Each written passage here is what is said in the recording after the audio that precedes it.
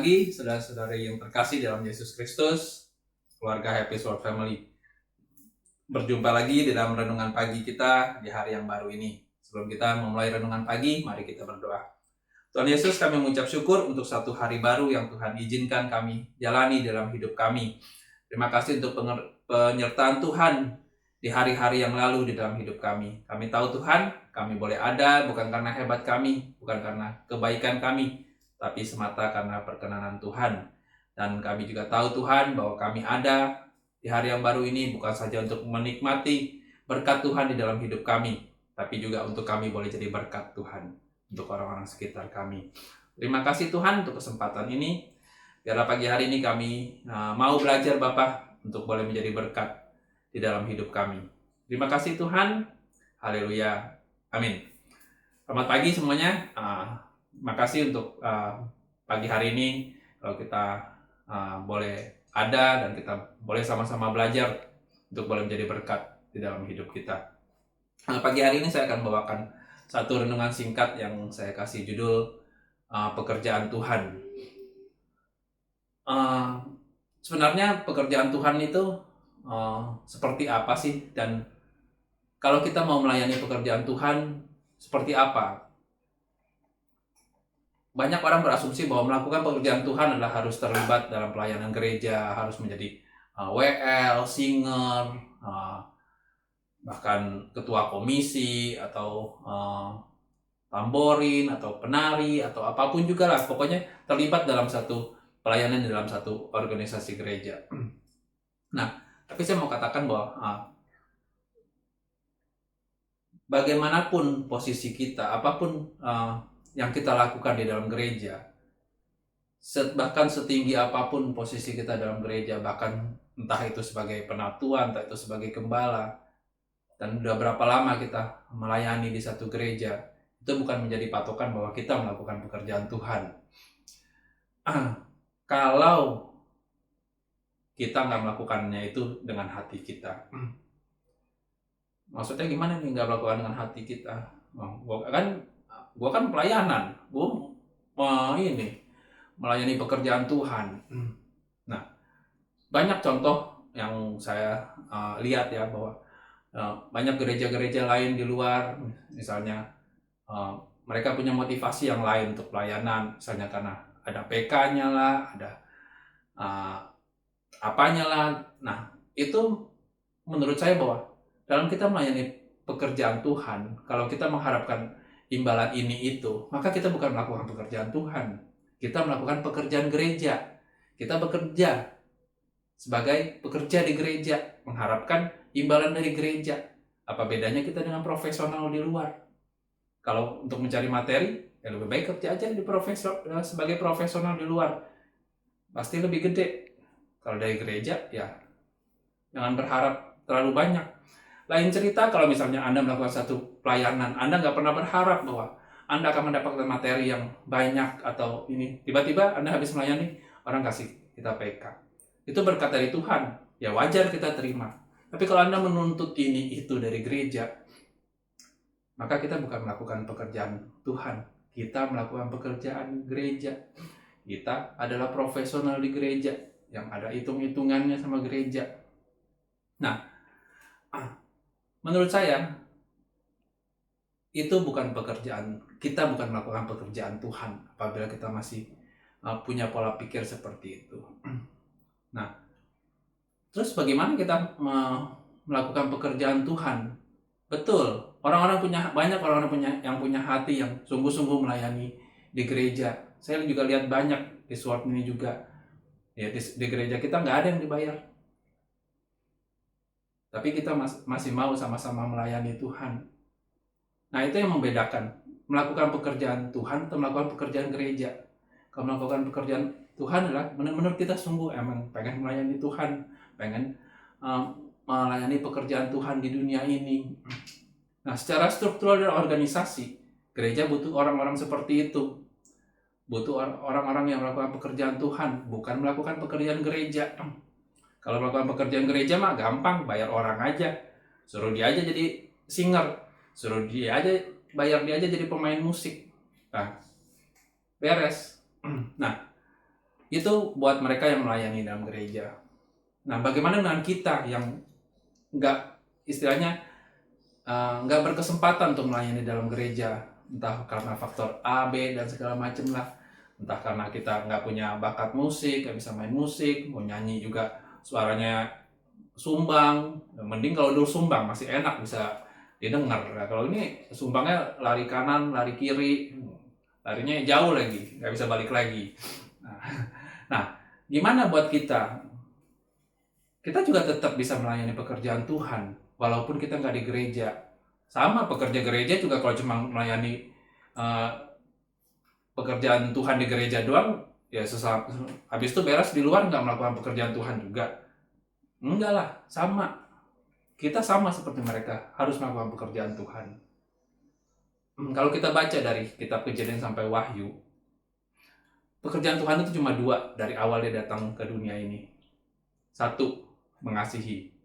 Ada di Yohanes 3 ayat 16. Karena begitu besar kasih Allah akan dunia ini sehingga dia mengaruniakan anaknya yang tunggal, bla bla bla bla bla. Ya, saudara-saudara lebih hafal daripada saya. Untuk pekerjaan Tuhan yang pertama, mengasihi. Nah, itu menjadi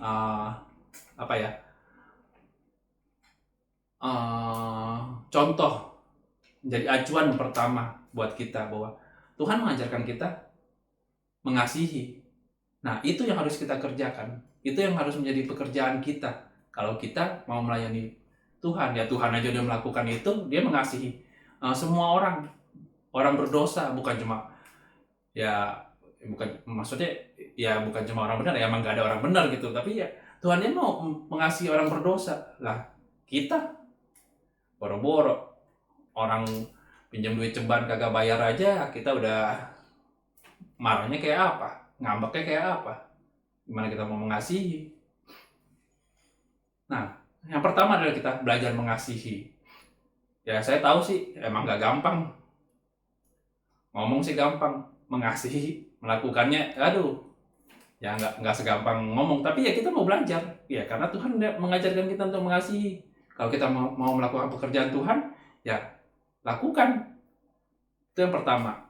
Yang kedua adalah bahwa Tuhan datang ke dunia ini, satu lagi adalah untuk menyampaikan kabar baik. Itu yang Tuhan ingin kita lakukan juga. Saya lupa ayatnya. Ayatnya itu ada di Matius 28 ayat 19. Karena itu pergilah, jadikanlah semua bangsa muridku dan baptislah mereka dalam nama Bapa dan Anak dan Roh Kudus. Ya, ayat ini udah sering banget kita dengar ya, amanat agung Tuhan. Nah, itu adalah pekerjaan Tuhan yang Tuhan ingin kita lakukan selama kita ada, yaitu menyampaikan kabar baik.